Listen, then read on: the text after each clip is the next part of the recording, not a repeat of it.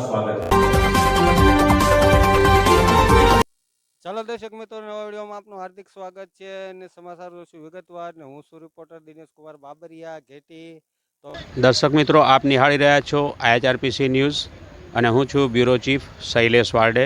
આજે આપણે આવ્યા છે ભરૂચ જિલ્લાના વાલિયા તાલુકાના ડેલી ગામે, જ્યાં કીમ નદી આવેલી છે અને ડેલીના જે પુલ છે એ પુલનું સમારકામ કરવાનું હોય અને એને લઈને નીચેથી ડાયવર્ઝન આપ્યું હતું અને એ ડાયવર્ઝન પણ આપ જોઈ શકો છો કે એક વખતના ડાયવર્ઝનને વરસાદી પાણીએ સંપૂર્ણ રીતે ધોઈ નાખ્યું હતું। ત્યાર પછી બીજી વખત પણ અહીંયા પુલ બનાવવામાં આવ્યો, ત્રીજી વખત પણ બનાવ્યો, અત્યારે ચોથી વખત પણ જ્યારે બનાવવામાં આવ્યો છે ત્યારે આ ધોધમાર વરસાદને લઈને લોકલની અંદર પણ જો ધોધમાર વરસાદ છે અને ઉપરવાસમાં પણ પુષ્કળ પ્રમાણની અંદર વરસાદ હોય, આ વરસાદી પાણીને લીધે એ જે ડાયવર્ઝન આપ્યું છે એ ફરી વખત ચોથી વખત ધોવાઈ ગયું છે અને આપ વિડીયોની અંદર જોઈ શકો છો કે કીમ નદીની અંદર જે ધોધમાર વરસાદને લીધે પાણી ખૂબ ઉફાણ ઉપર છે અને જબરજસ્ત પાણીનો પ્રવાહ અત્યારે વહી રહ્યો છે, જેથી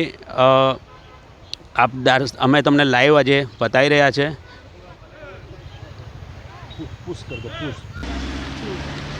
આપ પાણીનો પ્રવાહ જોઈ રહ્યા છો, પુષ્કળ પ્રમાણમાં પાણી છે। હાલ અત્યારે વરસાદ થોડો વિરામ લીધો છે, તો આશા રાખીએ કે આ પાણી વધુ ના વધે અને લોકોને પારાવાર નુકસાની ના થાય।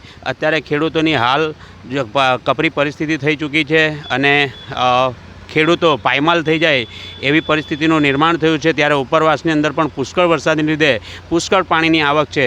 જ્યારે આ જ નદીની ઉપર હું કેમેરામેનને કહીશ કે આ જ નદીની ઉપર એક જે પુલ બનાવવામાં આવ્યો છે એ પુલની પણ તમે જર્જરિત હાલત જોઈ શકો છો, જેને લઈને બાયપાસ પણ બનાવવામાં આવ્યું હતું, પણ તે બાયપાસ પણ 4 વખત ધોવાઈ ચૂક્યું છે। ત્યારે અત્યારે તમે આપ લાઈવ જોઈ શકો છો કે આ પુલ કેટલો જર્જરિત થઈ ચૂક્યો છે ટોટલ। પણ આ તંત્રને પણ આટલો બધો ટ્રાફિક અને વાલિયાથી વાડીને જોડતો આ મુખ્ય માર્ગ હોવા છતાં પણ ખબર નહીં તંત્રનું પેટનું પાણી નથી હલાવતા અને આટલી વખત એ કર્યા પછી પણ આ રોડની હાલત જે છે એ તેમની તેમ છે અને તકલીફો જે પ્રજાને છે ભોગવવાનો વખત તે અત્યારે એ પ્રજા ભોગવી રહી છે। અને આ પુલને છેલ્લા 3 વર્ષથી ક્યારેક ક્યારેક બંધ કરી દેવામાં આવ્યો છે અને ડાયવર્ઝન આપ્યું છતાં પણ એનું કોઈ નક્કર પરિણામ મળે એવું કોઈ કાર્ય અત્યારે આપણને થયેલું દેખાતું નથી। અને એ જ જૂના પુલ ઉપર જેને બંધ કરી દેવામાં આવ્યો હતો 3 વર્ષથી, એ જ પુલની ઉપર અત્યારે આપણે જોઈ શકીએ છીએ કે એ જ પુલની ઉપર લોકો આવાગમન કરી રહ્યા છે અને મજબૂર છે એ જ રસ્તાનો ઉપયોગ કરવા માટે। જ્યારે આપ જોઈ શકો છો કે આ જ રસ્તા પર આટલો ટ્રાફિક હોવા છતાં પણ આજે ચોમાસાનો સમય છે અને જો કદાચ પુલને કંઈક થાય તો કદાચ જાનહાનિને પણ મુશ્કેલી પડી શકે છે, નુકસાન થઈ શકે છે। તો હું કેમેરામેનને કહીશ કે આ પાળીઓ બતાવવામાં આવે અને એ બતાવવામાં આવે કે આ પુલ કેટલો જર્જરિત થઈ ગયેલો છે, કેટલા સમયથી આનું કોઈ કામ થતું નથી। ટેન્ડરો ભરાય છે, ટેન્ડરો પાસ થાય છે, છતાં પણ એના નક્કર પુરાવા રૂપે એ નથી। તો હું આપણે તંત્રને પણ અપીલ કરીશ કે આ પુલને જલ્દીથી જલ્દી જે નવો બનાવવા માટેની જે મંજૂરી મળી છે તો જલ્દીથી જલ્દી એ પુલનું નિર્માણનું કામ પૂર્ણ થાય અને અહીંના લોકોને આ રસ્તાથી જે તકલીફો છે એ તકલીફોમાંથી બહાર આવે। બરાબર છે। જ્યારે તમે જોઈ શકો છો કે આની જે પ્રોટેક્શન જે વોલ છે એની, ત્યારે એ પ્રોટેક્શન વોલ પણ જે છે એ પણ પૂરી રીતે તૂટી ચૂકી છે।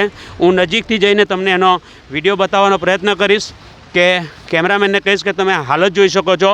આ પરિસ્થિતિની અંદર આ પુલ છે, રાતના અંધારામાં વરસાદ પુષ્કળ પડતો હોય તો કદાચ એવા સમયની અંદર કોઈ એક્સિડન્ટ થવાનો કે કોઈ ગાડી અંદર નદીમાં પડવાના ચાન્સીસ પણ વધારે રહેલા છે।